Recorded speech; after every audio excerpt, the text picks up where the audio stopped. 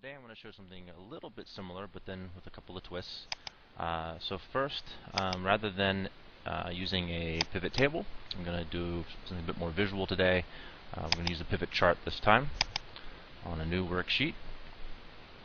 And just like last time, I'm going to use the yards, the yards field, which will become, after I click it, it will define, the add-in will define behind the scenes a sum of yards measure. It takes a second to warm up the mproc engine here, but there's total yards, just like yesterday in the pivot table, but now in the pivot chart.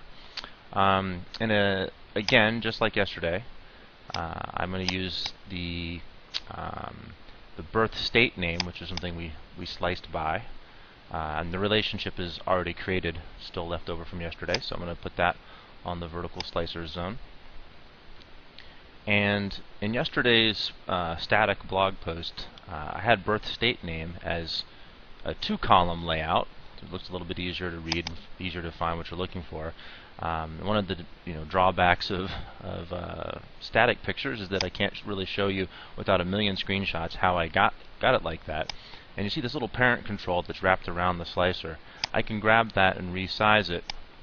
Once it hits a certain critical width, the Power Pivot add-in switches it to a 2-column layout. That's something that the Power Pivot add-in adds to Excel, and there's quite a bit going on there. The add-in is actually looking at the number of distinct values in the birth state name field, and also at like the 95th percentile of the length of those names. So you see that everything fits here, but Marshall Islands, and we didn't set all of the tiles to be wide enough to see that one. So that's, and generally speaking, I think that's exactly what you're looking for.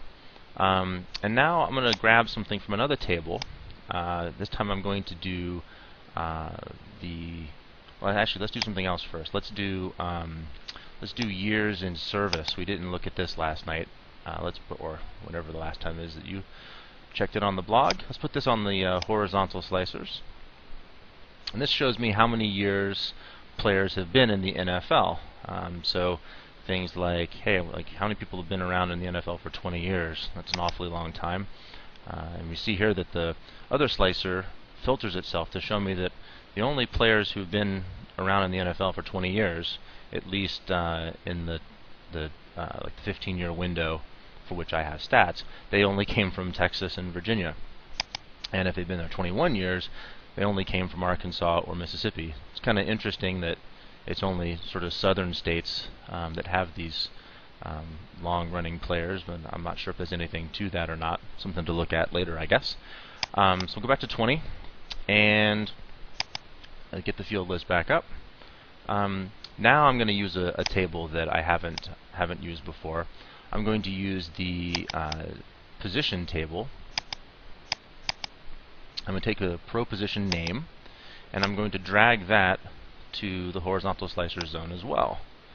Now, I haven't created a relationship here, so it shouldn't matter as I slice, and the chart doesn't change at all because there's no relationship whatsoever between the pro position table and the plays table, which is where my numerical measure comes from. Then the field list here actually tells me that. It tells me that I need a relationship and gives me this little create button. And you saw how I created a relationship in the previous blog post using the dialog in the other Power Pivot window. But in this case, I can click this, and there's an auto-detect algorithm that we developed in conjunction with Microsoft Research. It's out there right now scanning all 40-plus tables, looking for a path between the tables that I already have in my report and the table that's sort of out there on an island, which in this case is the position name table. You see that it found that. Go ahead and close this out. It's going to refresh, and now it should matter quite a bit what I filter by. It should change the table quite a bit. And a lot of positions. I have this filtered still to 20 years, so that's why I'm getting no data.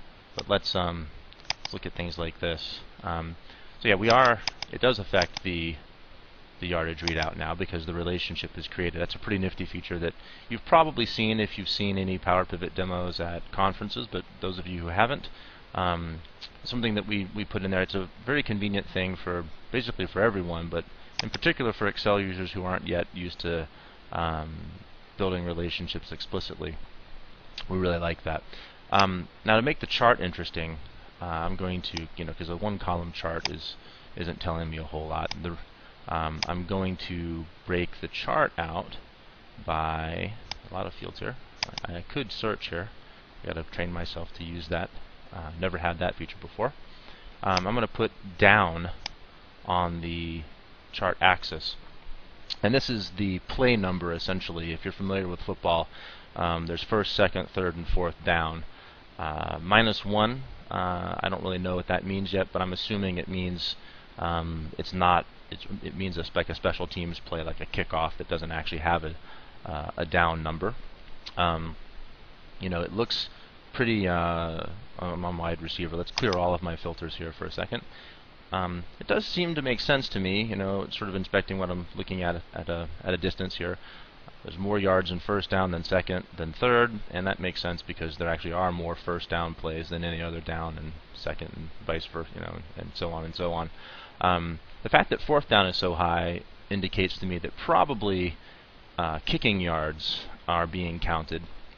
And like I said, I have a lot of work left to do in the Power Pivot window before this model, is actually returning the right numbers and things like that. But I can switch back and forth. I can constantly iterate between reports and modeling. And because I'm the business user, I'm the person who understands football, it's a very quick, tight loop of iteration.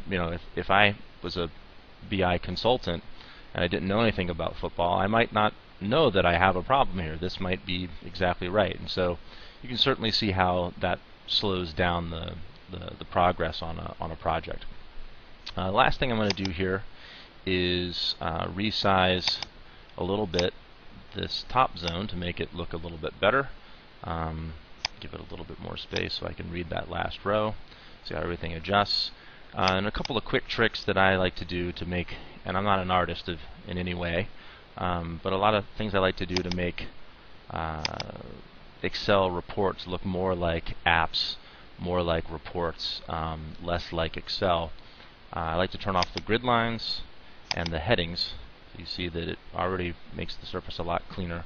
I guess one other thing I should do is make this slicer shorter so that it sort of fits in one screen a little bit.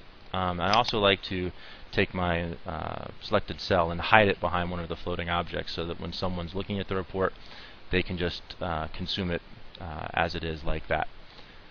Okay, so for the rest of this, I think I'm going to switch back to the other format of posting static text, screenshots, things like that. Very interested in your feedback in terms of which method you prefer, the video, the screenshots and text, a hybrid. Please let me know, and thank you very much.